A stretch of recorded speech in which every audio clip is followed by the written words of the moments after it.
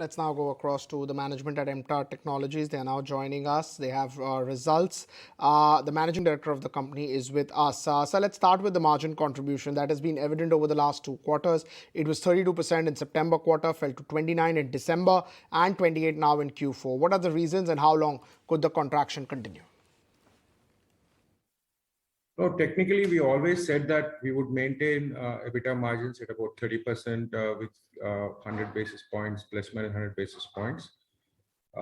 Most important issue is we have been looking at recruitment on a serious note because of the excellent growth that we are looking at over the next few years and even more. So we have recruited enough talent over the last 6 months to enable the future growth for the company. So that's almost coming close to about 1 to 1.5 percentage points. And the rest, I would continue to say that we would still hover around 30% EBITDA margins moving forward as well. So are you saying that margin contraction was due to the increased recruitment expenses? No, attrition is at a very low level in MTAR. That's been our actual strength. It's more on the requirements for the new capabilities, the expansion plans, the reasons for that. That's where we are looking at.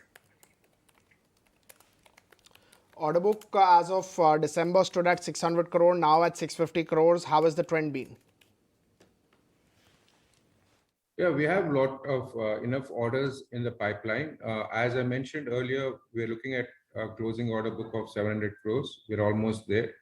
Some of the orders, we are also L1 in nuclear projects and other areas, which are expected in this quarter. So whatever we have said earlier that we'll close at 700 crores, we are close to that. And moving forward as well, we're expecting a lot of orders from the domestic as well as from our MNCs from different countries.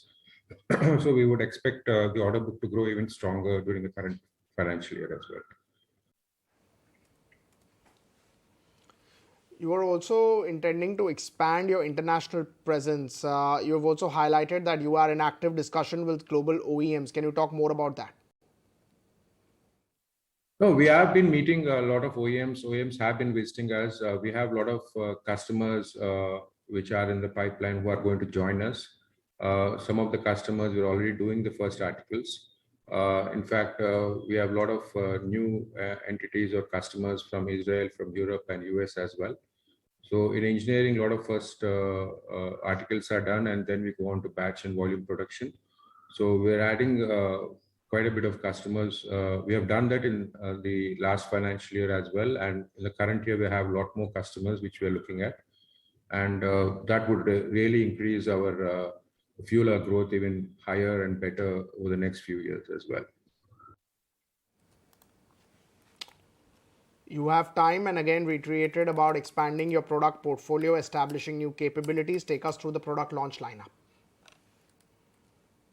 See, we're looking at various things. MTAR being a one-stop show for all the customers, we're also looking at how much more that we can do. So we are now, the board has given clearance to establish the electronics manufacturing services facility, which will make MTAR a fully integrated company moving forward as well.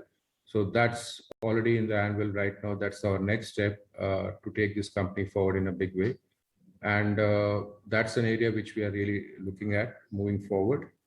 And the product portfolio as such, we have launched, as I said, the roller screws have been qualified. Now we're doing the first articles. Now we have already indigenized the bellows for our clean energy segment, which we're importing from US. And we are now moving into the valves, design and manufacturing of valves for defense. So a lot of these items in defense are being banned right now and our R&D is working on that. And it's a continuous process in MTAR. And we will continue to do that to expand our product portfolio year-on-year basis. And that's the idea behind this. The basic strength of MTAR has been innovation and we'll continue to do that. Okay, sir, we'll let you go on that note. Thank you so much for joining us with that take on how the Q4 numbers were and how the outlook is looking like. But moving on.